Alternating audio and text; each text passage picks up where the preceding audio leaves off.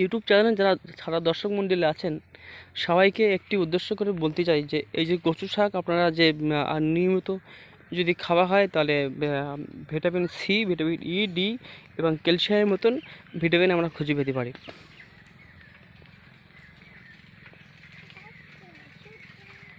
এবং রক্তর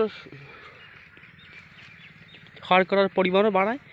আমরা কন্টিনিউ এটাকে খাবার চিন্তা ভাবনা করব এবং একে কবিরাজ ইউটিউব চ্যানেল আমরা নিয়মিত যদি আপনারা দেখেন অবশ্যই তা আপনারা ফল পাবেন।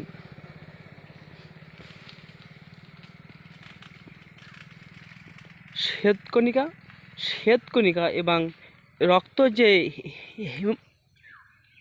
হিমোগ্লোবিনের যে প্রয়োজন আছে রক্তে এরাকেও অবশ্যই উৎপাদন করবে, আমাদের শরীরে অক্সিজেনের পরিমাণ বাড়াবে এবং আমাদেরকে শরীরের যে কার্যক্ষমতা মানে শরীরের যে একটা কাজের ক্ষমতা মানে সবসময় দুর্বল ভাব ঘুম আসে এটাকে দূর করবে। আর এবং যাদেরকে হচ্ছে প্রচণ্ড গ্যাস মানে হজম শক্তি খুব একটা ভালো নেই এবং হচ্ছে মাজার হাড় ক্ষয়ে যাচ্ছে ক্যালসিয়ামের অভাবে, আপনারা কন্টিনিউ এই কচু শাকটা সপ্তাহে 3 দিন খাবেন, 3 থেকে 4 দিন। আরেকটা জিনিস হলো অনেক বাচ্চাদেরকে এবং সায়না মানুষকেও হয়ে থাকে শরীরে যে রক্ত দিতে হয় প্রত্যেক মাসে কি 1 মাস অন্তর অন্তর রক্ত দেওয়া লাগে, এ থেকে অবশ্যই বেঁচে যাবেন।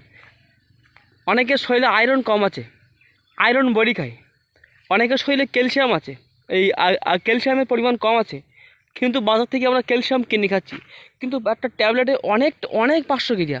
একটা ট্যাবলেট না খেয়ে আমরা যদি কন্টিনিউ যদি এই কচু শাক যদি আমরা খাই আমাদের কোনো ওষুধ কিনতে হবে না। কেন আমি ক্যালসিয়াম কিনে খাবো, কেন আমি এ ভিটামিন কিনে খাবো, কেন সি ই কে এবং ভিটামিন বি পর্যন্ত ক্যালসিয়াম পর্যন্ত যাতে আসে এই কচু গাছে, তাহলে আমরা কচু শাক কেন খাবো না এবং কচুর পাতা কিংবা এই গাছের মূল পর্যন্ত খাওয়া যাবে। শরীরকে আমরা দ্রুত সুস্থ করতে গেলে আমাদের প্রোটিন দরকার, আমাদের ভেতর থেকে আয়রন পটাশিয়াম সবই লাগবে। মনে রাখবেন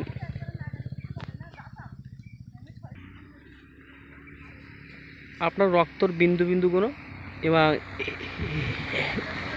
গেরার প্রয়োজনটা বাড়ায়, যা আপনার শরীরে রক্তের পরিমাণ বাড়ছে না, আপনি আয়রন পরিমাণ বাড়বে এবং মারাত্মক রোগগুলো আপনার সুস্থ হবে, আপনি সেরে যাবে। ওষুধ দিয়েন ট্রিটমেন্ট এবং আপনার সকালবেলা উঠে একটু ব্যায়াম করবেন, এভাবে আপনার চলবেন, একটু দেখা যাচ্ছে ঘাসে হাঁটবেন, দেখবেন আপনার শরীর ফিটিং থাকবে। আপনি 8টার সময় উঠবেন এবং আপনাকে নিয়মিত ঘুমানোর দরকার, রাত অভাবে 10টার ভেতরে আপনারা ঘুমিয়ে পড়বেন। অনেক সময় আমরা মোবাইল দেখতে প্রায় 2টো অবধি আমরা সময় কাটাই দিই, কিন্তু আমাদের তো রুগী হওয়ার তো 1 নম্বরের কারণ হচ্ছে আমরা রাত জাগি আর খুব পরিমাণে বেশি খাওয়া। এইগুলো বদঅভ্যাসগুলো একটু বাদ দিয়ে দেবেন, এগুলো বাদ দেবেন। আমাদের পেটে খিচে থাকতে আমরা খাবো, একটু অল্প খেলে আমাদের লিভার এত খাবার চায় না, আমাদের লিভার চায় কম খাবার চায়, যে জন্য আমরা রুগী হই।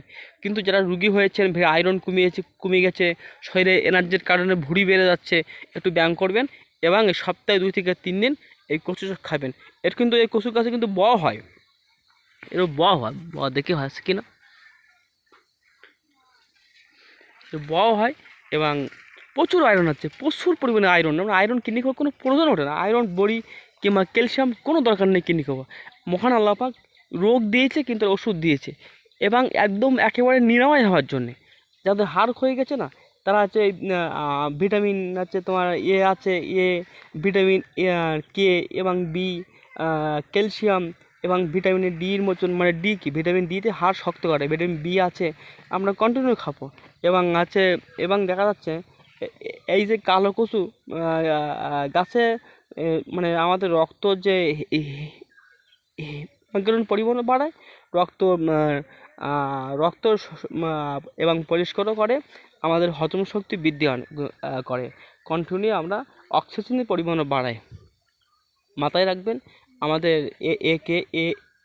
একে এম কবিরাজ ইউটিউব চ্যানেলটা একটু সবাই ফলো করবেন, আপনারা একটু লাইক শেয়ার করে দেবেন যাতে আরেকটি মানুষের জন্য সুবিধা হয়। হ্যাঁ। সবাই আমরা সুস্থ থাকি এই কামনা করে এখানে সংযুক্ত করব।